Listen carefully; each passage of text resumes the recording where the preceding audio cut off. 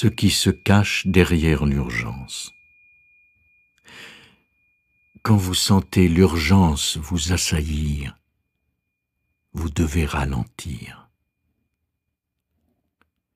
J'ai appris cela à de multiples reprises au cours de bien des crises pendant que je souffrais du cancer. À moins que quelqu'un ne se vide de son sang ou ne puisse plus respirer, à moins qu'il n'y ait une exigence physique à agir rapidement, le sentiment d'urgence est une terrible illusion, une supercherie qui survient sans cesse parce que la vie à l'intérieur et celle à l'extérieur sont constamment en dichotomie. C'est aussi difficile et demande beaucoup d'humilité à accomplir.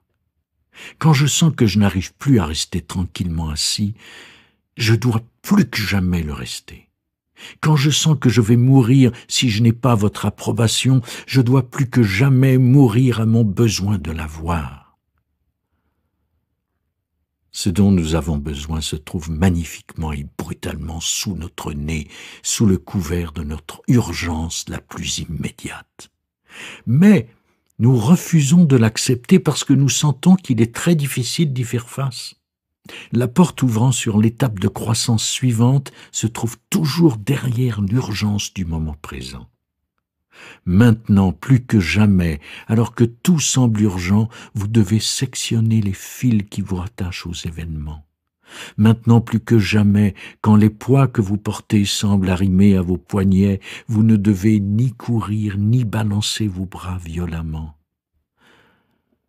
Maintenant, plus que jamais, quand vous sentez que vous êtes la source et le réceptacle de toute la souffrance, vous devez vous incliner devant les faits et attendre que l'ancien canal qui a sa source au ciel se réactive en votre cœur.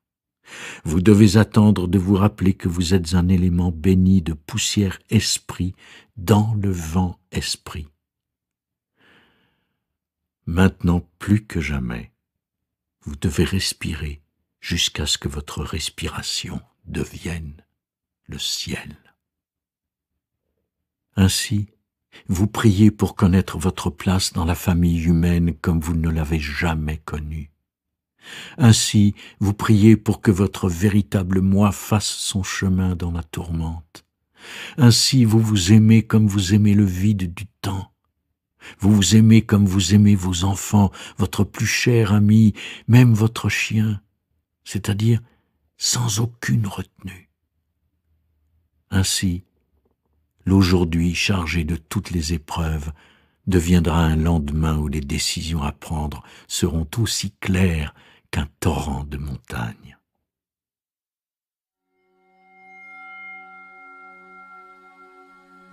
Centrez-vous et sentez les urgences qui vous sollicitent.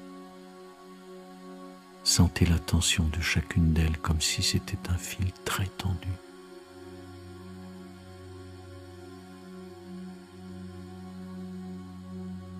À chaque respiration, défaites-vous de ces attaches tendues, une urgence après l'autre.